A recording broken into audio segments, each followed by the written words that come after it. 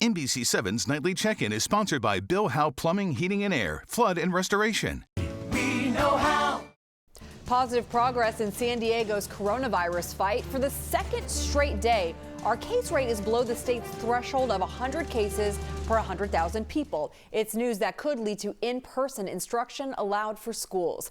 Thanks for joining us for the Nightly Check-In. I'm Mari Payton. County leaders announced that our case rate is at 98, and if we stay below 100 again tomorrow, that would get us off the state's monitoring list, and then a new 14-day countdown begins. But county leaders warn we cannot ease our efforts just yet.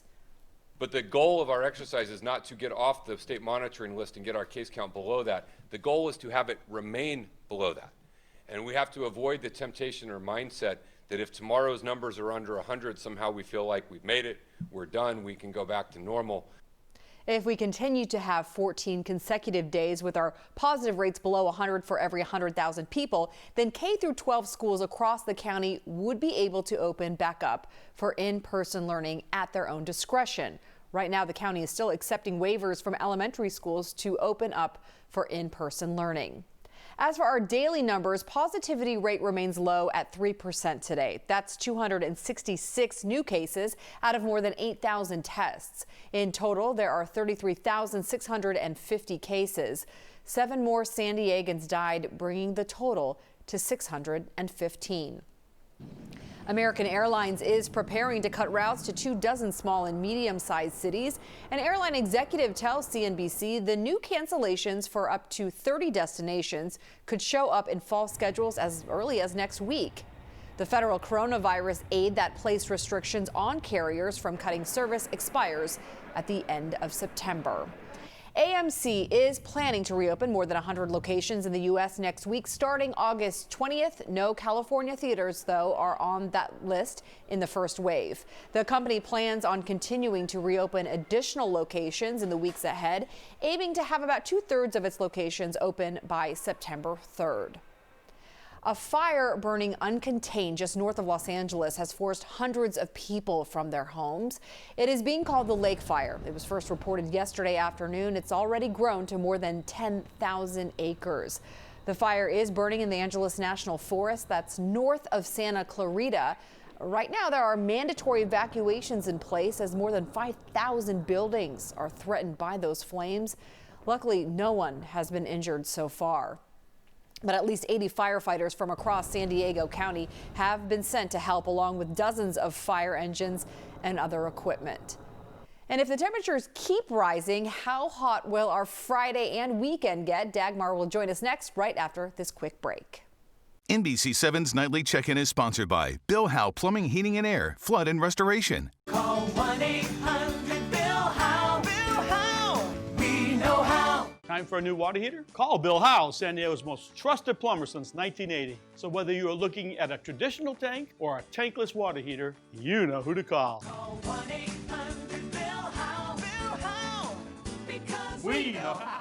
What we're looking at here for our Friday will be really one of the 2 of the worst days of this heat wave. So the excessive heat warning for pretty much all of the zones in San Diego County, just minus the coast, that will go into effect Friday today at noon, and it remains in effect until Monday night at 9 p.m. The coast will still see some high-level clouds streaming through. You'll average out around that low 80 mark. In those inland valleys, you're going to settle in around the mid-90s, although the foothills in between the inland valleys and the mountains, you're looking at about that upper 90 mark. Even the mountains, you're going to settle in right around the mid-90s as well, ending up seeing the heat in through the desert floors anywhere from 111 to 120. Remember, this remains in effect, this heat, until at least Monday night, 9 p.m. A California police officer jumped into action to save a man in the path of an oncoming train. It was all caught on camera. We want to warn you, though, this could be shocking.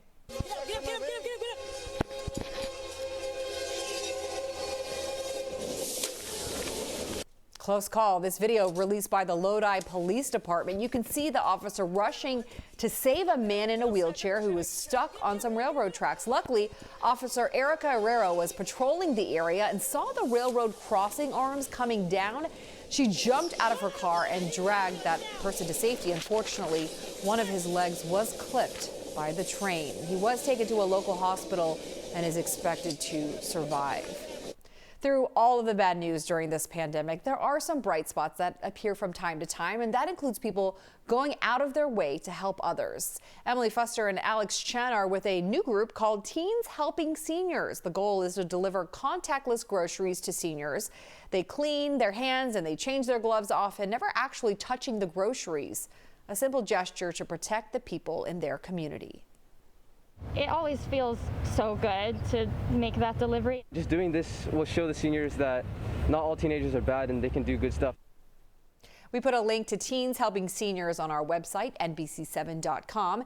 You can either register to get help, or if you're a teen, register to help people in your own community. NBC7 and Telemundo 20 have teamed up to help clear the shelters, and we're doing a month-long Adopt and Donate campaign. Here's just one of the many animals we are featuring. It's Lainey. She's a 4-year-old pitty mix. Lainey is said to be a goofball and a very active dog. Lainey does well with other larger dogs, not so much though in those little ones. She is being cared for at the Humane Society of Imperial County. And for more information, you can go to our community page, NBC7.com/community. That's going to do it for us for our nightly check-in. I'm Mari Payton. Have a great night, everyone.